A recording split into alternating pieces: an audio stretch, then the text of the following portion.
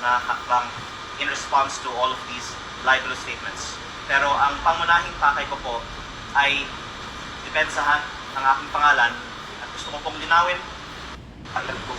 Ito po ay under the civil code na ang principle po nito, kung ikaw ay may ginawang isang bagay na naka-injure ng isang tao, ng kapwa-tao mo, you are liable to pay for damages. Hindi ko nais ipakulong si Yusek Claire Castro, ngunit gusto namin siyang panagutin. Unang-una, sapagkat may ginawa siya mali para sa aming opinion, at pangalawa, to vindicate yung good name and reputation of my client na expression. Yes, but that is not absolute. Ito po ay hindi lamang exercise ng freedom of expression ng isang journalist o isang pagkaraniwang mamamayan.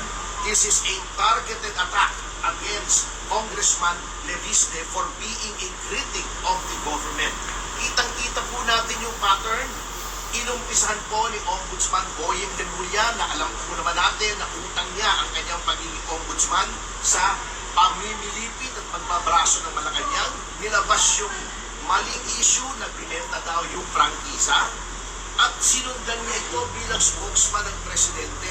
This is a directed and targeted attack to destroy the reputation of a legitimate government critic na nakakasakit na ang kanyang mga expose laban sa Pangulo in the exercise of his duties as an elected public official at membro ng legislatura, na ang role ko, ang primary role ng legislatura in making laws is to safeguard public funds. Ginagampanan lamang po ni Congressman Leviste ang kanyang role to safeguard public funds sa pangungurakot.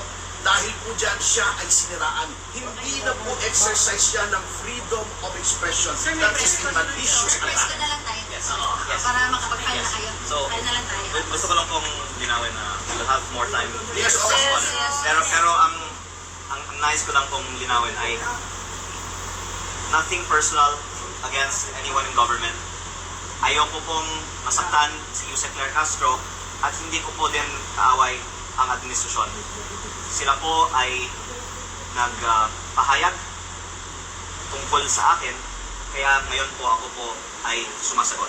At kaya po hindi namin ngayong araw sinasampahan kay Yusek Claire Castro ang isang criminal case dahil sa tingin ko mananalo tayo, pero maaawa naman po ako kay Yusek Claire Castro kung siya po ay kaagad makulong. Sa tingin ko po, ang ating unang hakbang ay isang civil case. At ito po ay for 110 million pesos in damages na sa tingin natin po, we will win po this case. Maraming salamat. Thank you. Espinet po ito na Espinet.